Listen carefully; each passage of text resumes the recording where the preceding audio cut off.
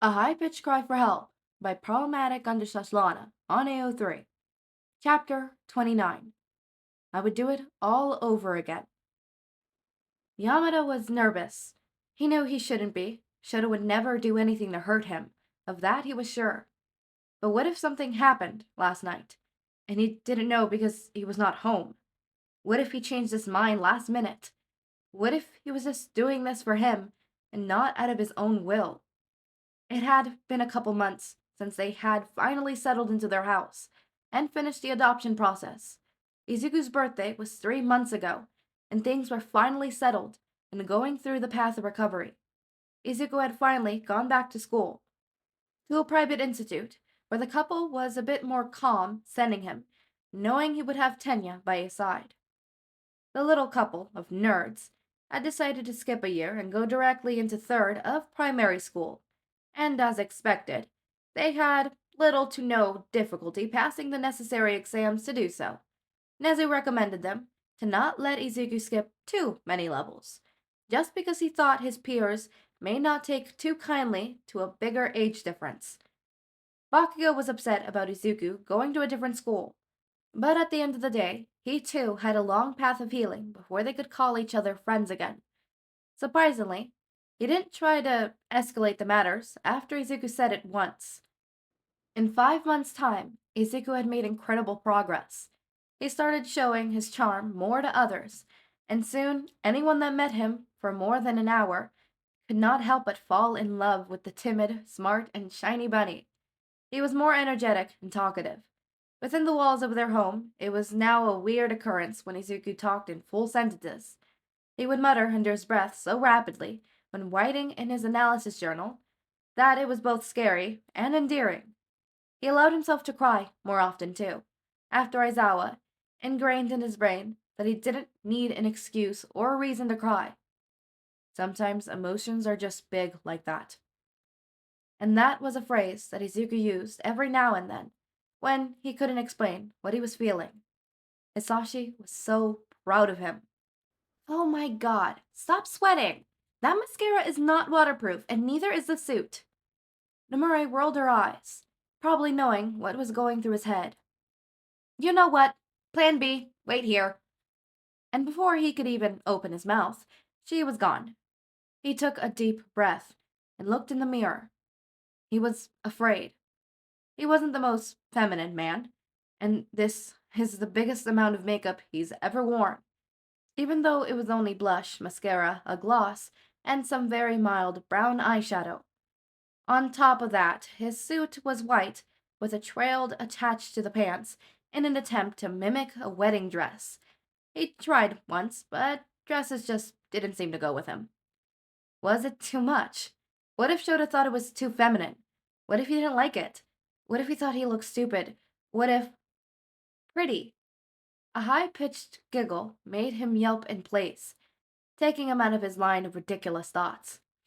You look so pretty, Dada. At the door was an adorably looking Izuku, eyes shining like emeralds, and Hisashi felt like a prince when his little one came close to caressing the white fabric, his smile showing all his baby teeth and grabbing his hand. Do we have to wait more, Dada? Papa's waiting. Hisashi ruffled his hair and picked him up. He couldn't stop the happy thoughts about him being so much heavier since the last time he held him. Just a few more minutes, Bunny. A tiny hand grabbed onto his lashes delicately, mushing them softly in between his fingers, and then looking in awe at the black tint in them. Izuku wiggled himself, as he often did when he didn't want to be held, and the blonde hero put him down. He stared at the white suit for a long time, keeping his hands with black mascara on them in the air, as to not touch anything. And Hisashi couldn't help but do funny twirls to show off his son.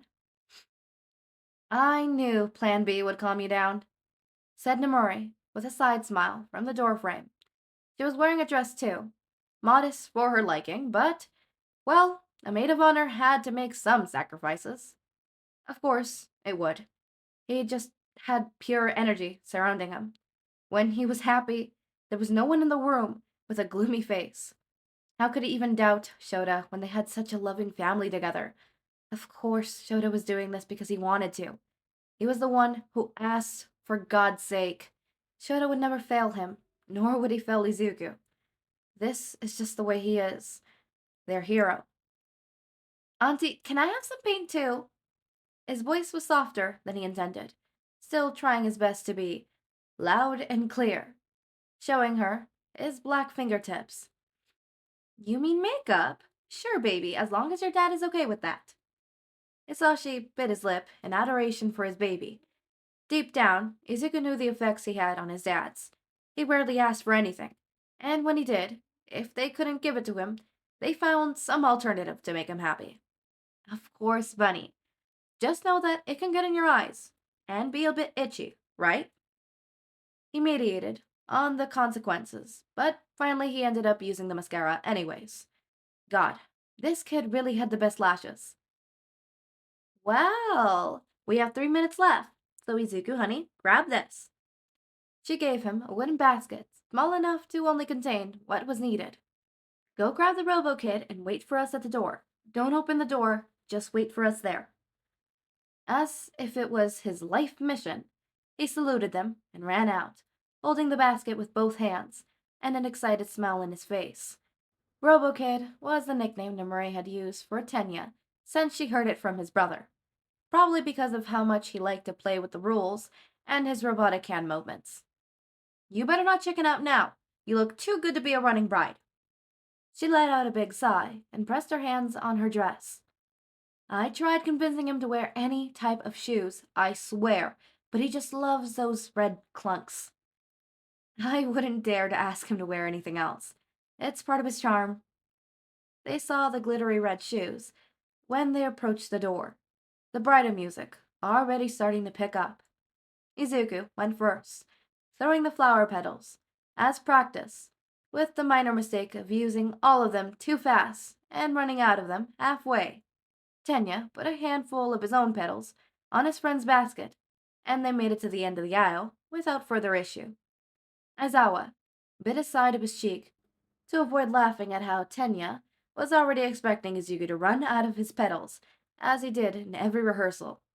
They were possibly the cutest flower boys to ever exist. Hi, Papa, murmured his bunny, loud enough for the first 2 rows to hear him, and melted with gleaming smiles. Aizawa didn't answer, simply took his hand and pulled him to the side, not letting go as Mike started to go in. He didn't have a bouquet. Instead, he was just casually carrying a small wooden lantern that the couple had made with scraps of what was once the goodbye box. It didn't look anything like it. Now it was more like a decorative piece that they promised to put small paper stars on whenever they had an appreciate moment for each other. The lantern glowed warmly, with the tiny paper stars moving around. Shouta sucked in a deep breath at the sight. He looked very different to what he did on their wedding day. But the same deep stare was holding back at him, looking so lovingly into his soul that he had to remind himself to breathe again. He looked amazing in white. The amazing contrast with the green background of the outdoor wedding made him look stunningly gorgeous.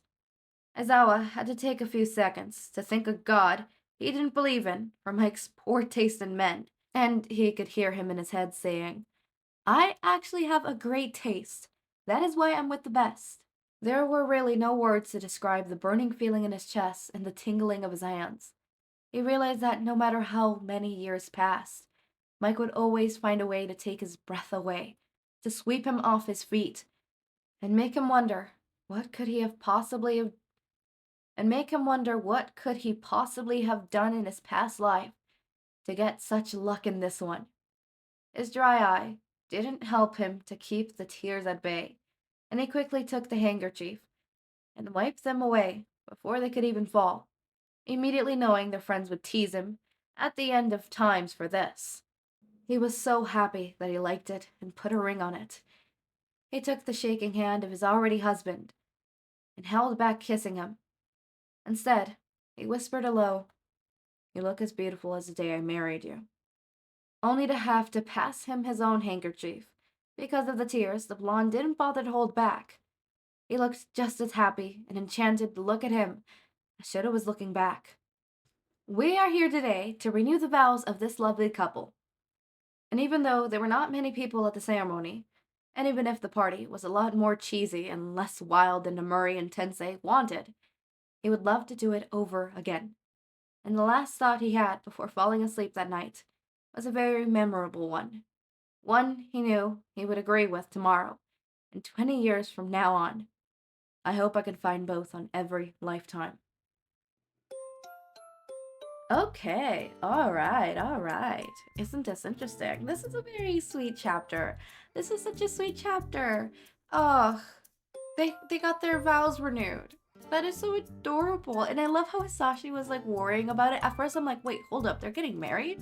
Because I'm like, I was reading, I'm like, I thought they were already married in this fanfic. I must have switched it up with another fanfic, right? Because I'm reading multiple at a time. Like, not just these. I am also listening to podfics from Cat, and I sometimes mix those with this, and then I read, like, actually sit and read. Ones that don't have podfics available, I sit and read those. So I got a little confused, because I'm like, huh, I guess that wasn't a thing, and I was just going insane. I could have sworn, if I'm being honest, I could have sworn that they were already married in this one, but oh well, I guess I was just wrong, right? I wasn't wrong. I was right. They are indeed married in this one. They were renewing their vows, and I think that's sweet and adorable. I want to renew my vows. I am married. Hold up. I am a married man. So I'm going to renew my vows with my husband, AO3. AO3, we got married over a year ago, and we've been in a relationship for more than that. 4 years. Oh god, that's not that long now that I think about it. Whatever, 4 years. Well, that's when we made it official. We were kind of talking for a couple years before I made it official. And then we made it official. And then, obviously, we got married a year ago. And, you know, it's been a wonderful year. You and me.